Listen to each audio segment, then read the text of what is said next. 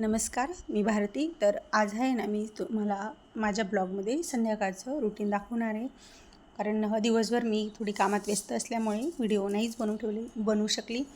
तर चला, आज सायंकाळचं तुम्हाला मी रुटीन दाखवते. तर मी आज करणार आहे कांदा कुरडईची भाजी. तर त्यासाठी मी 7-8 कुरडया घेतलेल्या आहेत. त्या कुरडया मी एका वाटीमध्ये हाताने अशा मोडून घेतलेल्या आहेत. आपल्या हातांना भरणार नाहीत, अशा हलक्या हाताने या कुरडया आपल्याला तोडून घ्यायच्या आहेत.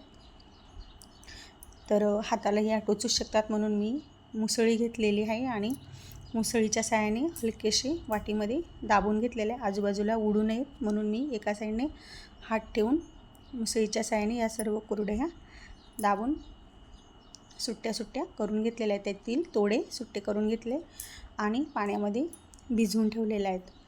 आता कुरडया आपल्या भिजत घालून झालेल्या आहे, तोपर्यंत मी भाकरी करून घेतलेल्या आहे. जोपर्यंत आपल्या कुरडया या भिजत आहे तोवर मी चुलीवरती भाकरी करून घेत आहे. सायंकाळची वेळ होती आणि मला वेळही होता म्हणून मी भाकरी चुलीवरतीच करून घेतलेल्या आहेत.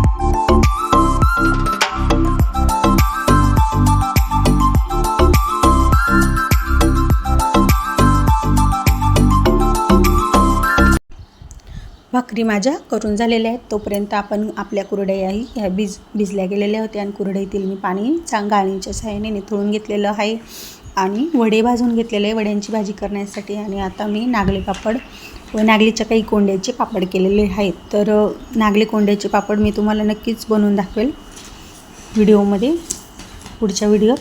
नागलीचे पापडही माझे बनवून झालेले आहेत. तर नागलीचे पापडही मी तुम्हाला पुढच्या ब्लॉगमध्ये नक्कीच दाखवेन. तर मी पापड गॅसवरती जाळी ठेवून भाजून घेतलेले आहेत.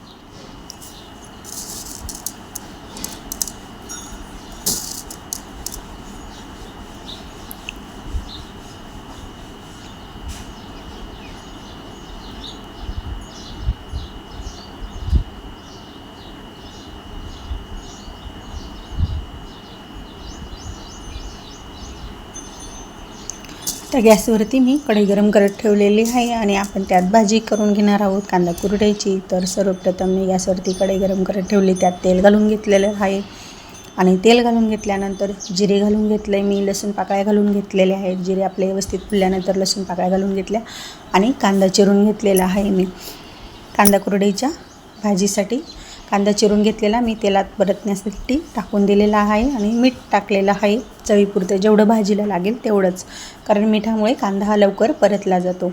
आणि कोथिंबीरही मी घालून घेतलेली, बारीक चिरून घेतलेली हिरवी अशी कोथिंबीर मी शेतातून आणलेली होती आणि तीही मी या कांद्यामध्ये परतण्यासाठी घालून घेतलेली आहे. आपला कांदा तांबूस रंगाचा परतून झाल्यानंतर त्यात हळद घालून घेतली अर्धा चमचा, लाल मसाला अर्धा चमचा आणि काळा मसाला अर्धा चमचा घातलेला आहे. आणि वरतून मी आपल्या भिजून पाणी निथळून घेतलेल्या कुरडया घालून घेतलेल्या आहेत. तर बघू शकता. आणि या कुरडया आपण आता व्यवस्थित असं मसाल्यांमध्ये, कांदा मसाल्यामध्ये व्यवस्थित अशा एकजीव होईपर्यंत परतून घेणार आहोत, की जेणेकरून आपल्या कुरडईंना तेल, मीठ, मसाले व्यवस्थित असे कोट होतील. मंद आचेवरच ही भाजी मी तयार करून घेतलेली आहे. आणि एकीकडे आपली कांदा कुरडईची भाजी तयार झालेली, एकीकडे मी वड्याची भाजी बनवलेली. भेटूया पुढच्या ब्लॉगमध्ये.